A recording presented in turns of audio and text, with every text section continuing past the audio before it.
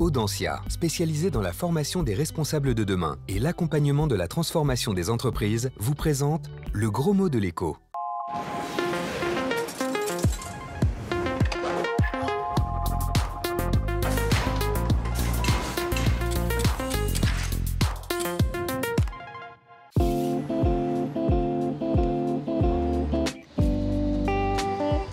Bonjour et bienvenue dans le gros mot de l'écho. Renault, Zara, Vuitton, les marques mondiales s'affichent sur les Champs-Élysées. Leur réussite se mesure en termes de chiffre d'affaires, de marge bénéficiaire, de valeur boursière. Mais qu'en est-il de leur empreinte carbone ou de leur contribution au bien-être général ? Dans le monde de l'entreprise, l'impact social et environnemental gagne du terrain. Mais l'outil principal de pilotage reste la rentabilité financière. Alors faut-il choisir ou peut-on être viable économiquement et servir l'intérêt du plus grand nombre ? C'est le pari relevé par les entreprises sociales, notre gros mot de la semaine. Une entreprise sociale, qu'est-ce que c'est et comment ça marche ? Nous vous avons posé la question. Une entreprise qui fait des services pour la population. Entreprise, ça me fait plutôt penser à privé que public. Et social, ça me fait plutôt penser à public. Le patron n'a pas comme but principal d'engendrer d'énormes profits. Ce qui serait bien, c'est que les entreprises, toutes les entreprises, soient sociales. Bonjour Jérôme Schatzman. Bonjour. Vous êtes le directeur de la chaire Innovation sociale à l'ESSEC. Qu'est-ce que c'est une entreprise sociale par rapport à une entreprise classique ? Une entreprise sociale, c'est une entreprise qui a décidé de mettre l'impact social et ou environnemental en premier, en fait, qui a été créée pour générer cet impact-là et qui ne met pas l'argent ou la production de richesse comme un objectif, mais comme un moyen. Certaines de ces entreprises vont même plus loin dans leur façon de gérer en interne leurs affaires ? Il y en a qui peuvent aller plus loin dans des critères de partage de la gouvernance, de partage de la valeur. Comment on introduit des principes démocratiques, un homme, une voix dans la prise de décision. Comment on répartit s'il y a de la valeur qui est créée. Comment elle est répartie. Est-ce que c'est qu'en fonction du capital détenu dans une entreprise capitaliste ou selon d'autres critères. Alors est-ce que ces entreprises sociales, c'est une niche ou c'est un phénomène important et qui en tout cas concerne le monde entier ? Alors c'est encore une minorité, c'est dur de répondre exactement à cette question parce qu'il n'y a pas de statistiques absolues. En France, on mesure autour de 10-12% du PIB, 14-15% de l'emploi dans ces entreprises. Dans d'autres pays, ça existe beaucoup aux États-Unis. En Afrique, c'est entre 8-12%. En gros, plus il y a de l'État dans une économie, moins il y a besoin d'entreprises sociales. Voilà, disons entre 10 et 15%. C'est une estimation qui me paraît valable. Comment est-ce qu'on tient les deux bouts dans une entreprise sociale ? Donc à la fois l'impact qu'on veut avoir et en même temps la viabilité économique. Il y a l'idée d'une triple comptabilité derrière. Exactement. Alors on parle de triple comptabilité, c'est le principe du développement durable. Si je suis une entreprise qui lutte contre le décrochage scolaire, je vais mesurer à combien d'enfants je permets de ne pas décrocher, par exemple. Donc je vais avoir un indicateur d'impact social. Je vais en même temps avoir mes comptes, comme toute entreprise, donc des indicateurs économiques. Je peux choisir d'avoir des indicateurs environnementaux aussi, des tonnes de CO2, par exemple, évitées, etc. Et je vais piloter tout ça. Donc pourquoi tout le monde ne le fait pas ? Où est le problème ? L'appât du gain. Aujourd'hui, il y a beaucoup d'exemples qui prouvent que c'est possible. Donc oui, ça existe.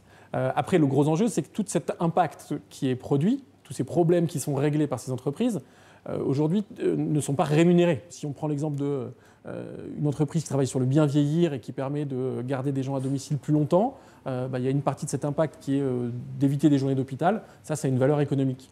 On pourrait imaginer que cette entreprise récupère, par exemple, la moitié du coût d'une journée d'hospitalisation pour la sécurité sociale.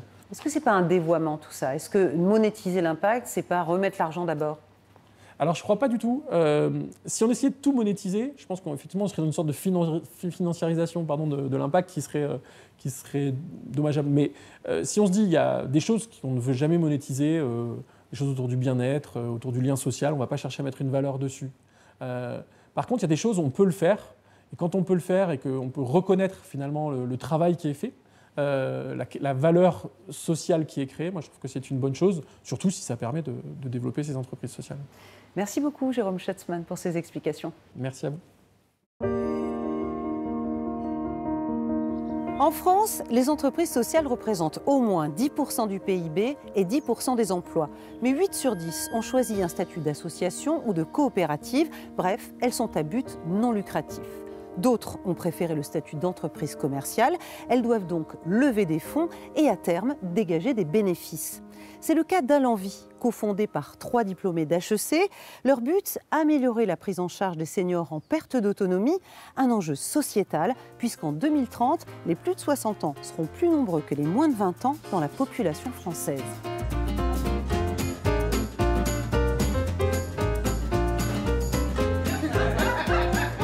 Ni une maison de retraite, ni un domicile classique, mais un habitat partagé.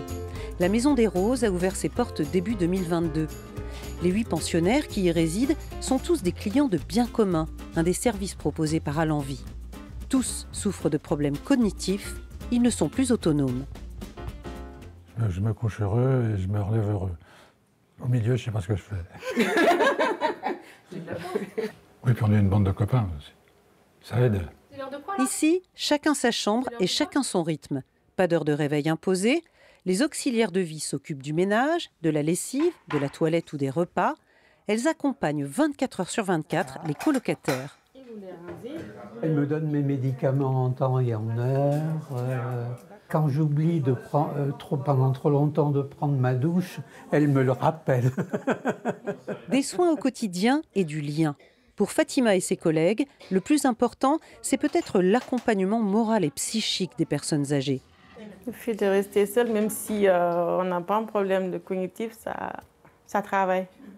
Donc là, ça les permet de se rappeler quelque chose ou bien avoir des activités. Comme ça, elles ne vont pas se sentir ignorées ou rester seules. L'esprit d'équipe, c'est le cœur du modèle développé par Alenvie. Pour les pensionnaires, comme pour les auxiliaires de vie. L'entreprise sociale propose une autre organisation plus attractive du métier. C'est un métier passionnant de vocation, mais les conditions sont assez dégradées. Nous, notre enjeu, c'est de réconcilier les deux, notamment avec des petites équipes autonomes et solidaires, aussi avec des plannings mieux faits du temps plein et aussi avec des salaires plus élevés. Plus 12% chez Alenvie, car la profession manque de bras. Si rien n'est fait, 200 000 auxiliaires pourraient manquer à l'appel en France d'ici 2027. Pour rester viable économiquement, Alenvie a opté pour la lucrativité limitée. Les écarts de salaire sont encadrés, tout comme les tarifs appliqués aux clients. Les plus modestes déboursent moins. Bien rémunérer les auxiliaires, c'est un coût. Donc tout au départ d'Alenvie, on avait un tarif qui restait assez élevé, qui n'était pas accessible pour tous. Ça nous a posé vraiment une question de nous dire, mais en fait, on n'a pas changé le cadre de travail des auxiliaires uniquement pour créer un service pour ceux qui peuvent se payer ce service-là. Et donc il nous a semblé important de le rendre accessible à tous. À la Maison des Roses, les colocataires paient entre 1 800 et 3 500 € par mois, moins que dans les maisons de retraite privées franciliennes. Partage des revenus donc, mais aussi partage des décisions. Qu'elles travaillent comme ici, en habitat partagé, ou chacune au domicile d'un particulier, les auxiliaires sont en équipe de 6 maximum. Tous les 15 jours, elles se retrouvent au siège d'Alenvie pour parler planning, horaire, recrutement, suivi des bénéficiaires. Une gestion en autonomie inspirée de la méthode Buurtzorg, soins de proximité en néerlandais, pour un accompagnement sur mesure. On n'est pas dans une chambre d'hôpital, enfin, nous on rentre dans l'intimité de quelqu'un, enfin, son appartement c'est un lieu sacré. Dans notre équipe on est 5, voilà, il y a forcément quelques bénéficiaires chez qui je ne suis jamais allée. Sauf que du coup, comme on en parle ensemble, ça veut dire que demain, quand je vais aller chez ce monsieur, s'il y a un remplacement à faire, je connais déjà ses habitudes de vie. Je sais déjà les choses qu'il aime, les sujets dont il a envie de parler, je sais déjà un peu l'approche qui marche avec lui. Je n'arrive pas juste avec une adresse et un code pour rentrer. Autre spécificité d'Alenvie, la formation y est permanente et même obligatoire pour les 80 salariés. L'occasion de mieux comprendre par exemple les troubles cognitifs comme Alzheimer. Physiologie, psychologie, coaching, l'entreprise sociale propose aussi des modules payants au personnel des maisons de retraite ou des associations d'aide à domicile, une façon de changer de l'intérieur le travail auprès des seniors dépendants. Cette stratégie de la tâche d'huile, beaucoup d'entrepreneurs sociaux y croient. Pas question de rester dans sa tour d'ivoire, il faut au contraire collaborer, démontrer aux entreprises et au pouvoir public que ce nouveau modèle fonctionne. C'est la voie suivie par Ashoka, une ONG créée en 1980 aux États-Unis et qui épaule plus de 4000 entreprises sociales dans le monde. Sa directrice en France, Elsa Cranchier, prône même des co-créations entre des entreprises à impact et des entreprises du secteur classique. La co-création, elle est essentielle pour Ashoka. Alors, on a fixé un partenariat avec EDF, avec le réseau EcoHabitat, qui est un entrepreneur social que nous soutenons, Franck Billot, parce qu'en fait, EDF a une responsabilité aussi de créer des programmes qui vont faire en sorte de lutter contre la précarité énergétique, notamment auprès des publics extrêmement précaires, sans avoir une connaissance réelle de comment identifier ces publics précaires, comment leur parler, comment leur donner confiance, comment faire en sorte de rénover leur habitat. Et ça, pour le coup, Franck Billot, avec le réseau EcoHabitat, fait ce travail-là depuis 8 ans. Et le rôle d'Ashoka, c'est de jouer un rôle de traducteur en expliquant les besoins, les demandes d'EDF, les besoins, les demandes de Franck Billot du réseau EcoHabitat, au profit, au bénéfice en fait de ces publics précaires qui vont avoir leur habitat rénové. Donc c'est vraiment de l'innovation sociale? Je dirais même que c'est de la recherche et développement de politiques publiques. Merci beaucoup Elsa Cranchier pour ces explications. Les entreprises sociales, un monde de rêveurs ou de visionnaires? On résume tout depuis le début et en dessin. L'entreprise sociale, c'est un peu la missionnaire de l'économie. Sa vocation première n'est pas le profit, mais l'utilité collective. Elle veut avoir un impact positif. L'entreprise sociale naît donc avec une mission, répondre à un besoin essentiel, comme l'accompagnement des personnes âgées par exemple, ou réparer un dégât, la pollution des mers, le chômage des jeunes. Les plus ferventes renoncent au denier du culte, elles sont à but non lucratif, mais d'autres veulent remplir leur mission et rester viables économiquement. Elles font donc vœu de lucrativité limitée. Concrètement, elles réinvestissent l'essentiel de leur argent dans l'amélioration de leur activité. Autre créneau fréquent des entreprises sociales, le partage de la valeur. Certaines vont jusqu'à plafonner les salaires et les écarts de rémunération. Enfin, elles partagent le pouvoir, tous leurs salariés participent aux décisions, un moyen de les fidéliser et de les rendre plus efficaces. Aujourd'hui minoritaires, les entreprises sociales tentent de convertir les pouvoirs publics et le secteur privé. Certaines s'associent même à de grands groupes en espérant faire naître des vocations.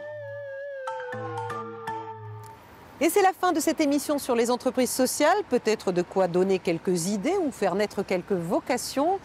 Vos questions et vos suggestions, c'est comme d'habitude, sur Twitter et sur Facebook. Portez-vous bien et à la semaine prochaine. Audencia, spécialisée dans la formation des responsables de demain et l'accompagnement de la transformation des entreprises, vous a présenté le gros mot de l'écho.